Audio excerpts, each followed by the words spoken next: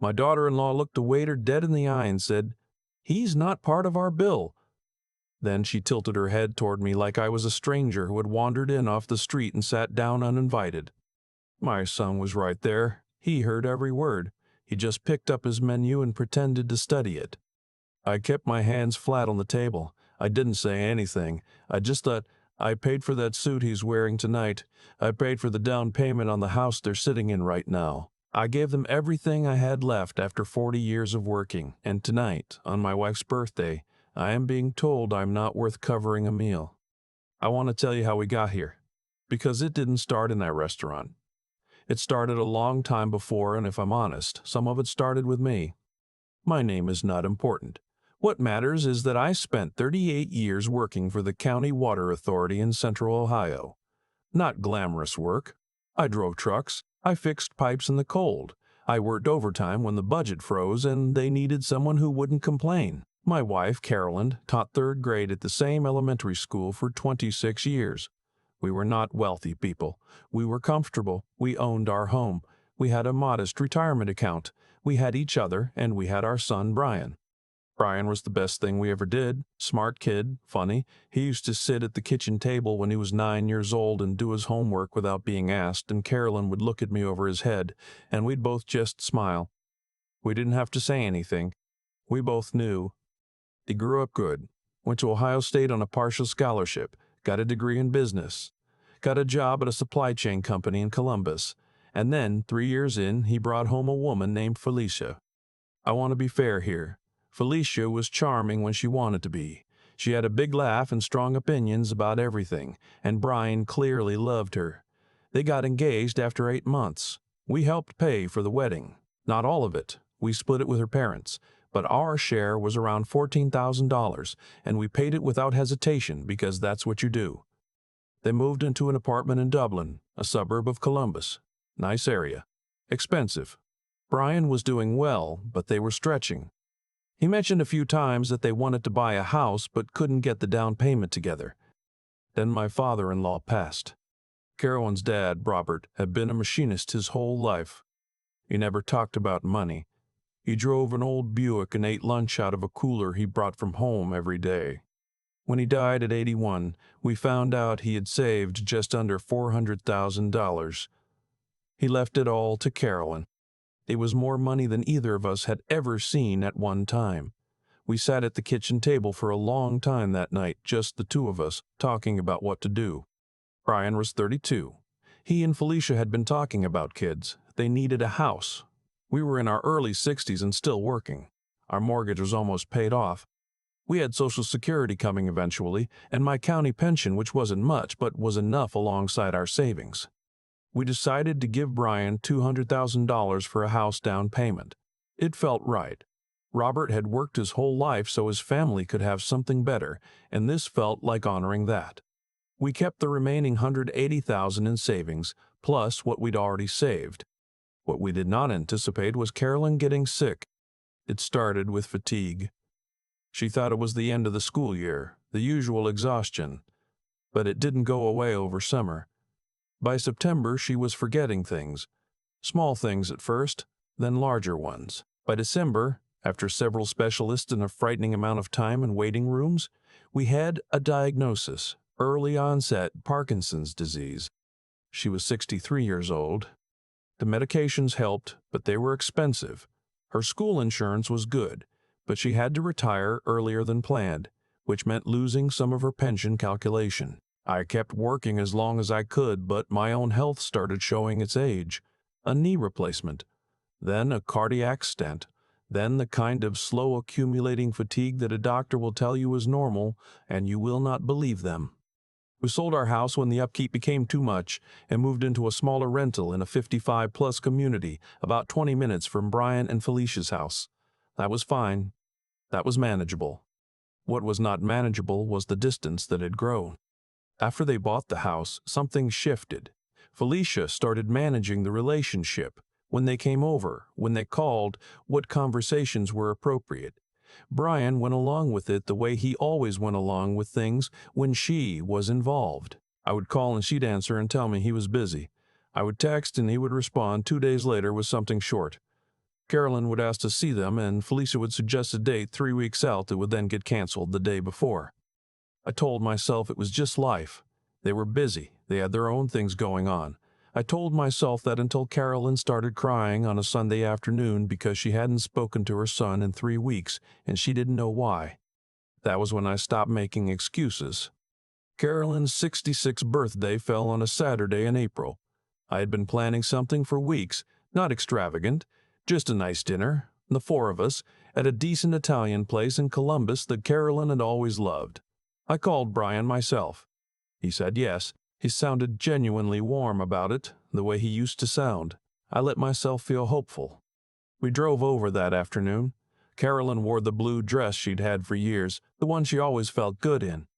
Her hands were a little unsteady that day.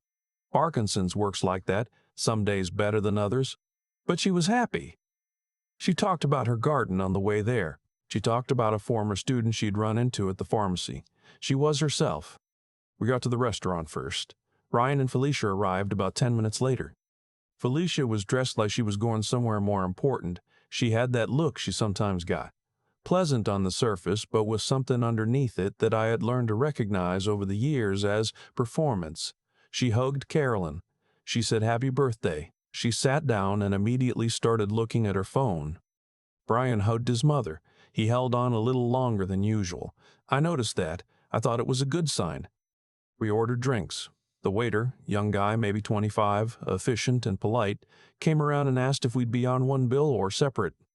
Before Brian or I could say anything, Felicia said, "We'll be separate, and just so you know, we're not covering his bill." She nodded toward me. The waiter blinked. I didn't move. I kept my face still the way you learn to do when you've been through enough in 67 years. Brian said nothing. He was looking at the table. Carolyn's hand went still on her water glass.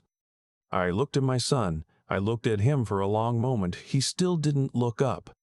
"That's fine," I said quietly. To no one in particular. I said it the way you say things when you're deciding to hold on to yourself. The dinner was one of the more uncomfortable hours of my life. Felicia talked about her job, about a remodel they were doing on the kitchen, about a trip they were planning to Portugal. She talked with the easy confidence of someone who had already decided this evening was going to be about her. Ryan occasionally added something, but mostly he was quiet, eating carefully, not looking at me for more than a second at a time.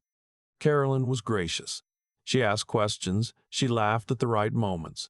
She has always been better than me at that, at being present with people who don't deserve her presence. But I watched her hands, and I watched the way she held her shoulders, and I knew. I ate my food. I did not make a scene. I had decided in those first few seconds after Felicia spoke to the waiter that I was not going to give her the reaction she was looking for. But I was also paying attention. About 40 minutes in, while Felicia was telling a long story about a colleague she disliked, my phone buzzed. I looked at it under the table. It was a text from my neighbor back at the complex, an older woman named Vera, who kept an eye on things when I was out. She'd seen my car wasn't there and wanted to make sure I turned off the stove before I left. I texted back quickly. Felicia, glancing over, said, "Do you have to do that at the table?" I looked at her. "I do, yes." She made a small sound. Brian finally looked up. Our eyes met for the first time all evening, and I saw something there. Not quite shame, but something adjacent to it. He looked away. When the dessert menus came, Felicia said she was watching her sugar, and Brian said he was fine, and I ordered a slice of tiramisu for Carolyn because it was her birthday and she deserved something sweet. The waiter smiled at Carolyn when he took the order. She smiled back. Then the bills came. Theirs came first. Brian reached for it. He looked at it. Something changed in his face. Their bill was $187. Mine was $94. I watched Brian do the math in his head. I watched him realize that Felicia had ordered the most expensive entree on the menu, a glass of wine, an appetizer, and a sparkling water. She had made a point of not paying for me, and she had run up a tab twice the size. He looked at her. She was touching up her lipstick, not looking at the bill. "Felicia," he said quietly. "Mm-hmm. Did you order the branzino?" It sounded good. There was a pause. long enough to be its own kind of statement. Then the manager came over. I had not asked for this. I want to be clear about that. I had not said a word to anyone except our waiter. But apparently the waiter had mentioned something to the manager. About the situation, about the birthday. I don't know exactly what he said. Because the manager, a middle-aged woman with a calm, professional manner, came to our table and addressed Carolyn directly. "Excuse me," she said. "I understand it's your birthday. We'd like to offer you dessert on the house," and she paused. And I will never forget the way she said what came next, steady and without any particular emphasis. "Your entire meal as well." "Happy birthday!" She placed a small card on the table, the restaurant's compliments for the birthday guest and her party. Felicia's face went still. Brian lowered his head. Carolyn looked at me with those eyes she's always had, the ones that have seen everything and forgiven most of it, and she reached over and put her hand on mine. "Thank you," she said to the manager. "That's very kind." The manager nodded and left. Nobody spoke for a moment. Then Felicia picked up her purse and said, "I'll go get the car." She left without looking at either of us. Brian sat there. He was still holding the bill. His bill. $187 for a dinner he'd let happen the way it happened. After Felicia walked out, it was just the three of us for the first time in a long time. Carolyn was looking at her tiramisu. Brian was staring at the table. I was waiting. "Dad," he finally said. "You don't have to say anything right now," I told him. "I do," he said. "I really do." What he said next surprised me. Not because the words were complicated, but because he said them without Felicia there to influence them, which meant they were his own. He said he had been watching things get smaller between us for 2 years, and he hadn't done anything about it. He said he told himself it wasn't that bad, that I was exaggerating, that we just had different rhythms. He said tonight, watching me sit across from his mother on her birthday, while his wife announced to a waiter that I wasn't worth covering, he couldn't tell himself that anymore. He paid his bill. He left a 25% tip. He asked if he could drive us home. I said no. Carolyn was tired and we had the car, but I told him to call me in the morning. He did. He called at 8:14 a.m. I remember because I was already awake, sitting with my coffee, watching the birds at the feeder Carolyn had set up on the balcony. We talked for almost an hour. I'm not going to tell you that everything was fixed after that phone call. It wasn't. The months that followed were not easy. Brian and Felicia went through a rough stretch. I only know pieces of it, what Brian chose to share. There were arguments, long silences, a week in August where she went to stay with her sister and nobody knew if she was coming back. She did come back. Things between them have settled. I think, though, settled is not the same as good. What changed was Brian's relationship with us. He started calling every few days. He started coming alone sometimes, just to sit with his mother, help her with things around the apartment, watch a game with me. He was present in a way he hadn't been in years. And Carolyn, I cannot tell you what it did for her to have her son back. Some of the light that had gone out of her came back. Felicia comes sometimes. She is polite now, controlled. I do not trust her the way I once tried to, but I am civil because she is my son's wife, and civility cost me nothing. What I have learned at 67, after a career moving water through pipes so other people could live their ordinary lives, is this. Money given without conditions is not the same as love, and love does not keep a ledger. But people do. And when you are old and tired and your hands hurt and your wife shakes some mornings when she lifts her coffee cup, what you need is not the money back. What you need is for someone to sit across from you at a table and see you. That night, for a few bad minutes, I was invisible to my own son. He found his way back. I am grateful for that. I would be lying if I said the restaurant scene doesn't still come back to me sometimes. Felicia's voice, flat and certain, telling the waiter I wasn't worth covering. Brian's eyes on the menu. Carolyn's hand going still. But then I think about 8:14 in the morning, and the birds, and the phone ringing. And I think, we're still here, we're still doing this. That counts for something. That counts for a great deal. I still think about that moment when Felicia turned to the waiter and said what she said. Not because it hurt, though it did, but because of how calm I felt afterward. Not numb, calm, like something I had already half known finally showed its face in the open, and I didn't have to guess anymore. That's the thing nobody tells you about getting older. You start to see causes and effects with a kind of clarity you didn't have at 40. You look back at the trail, and you can see every step that led somewhere.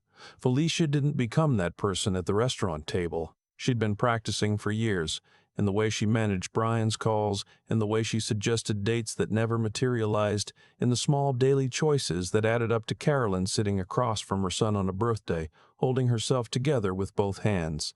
Actions have weight, they accumulate, and eventually the bill comes, one way or another.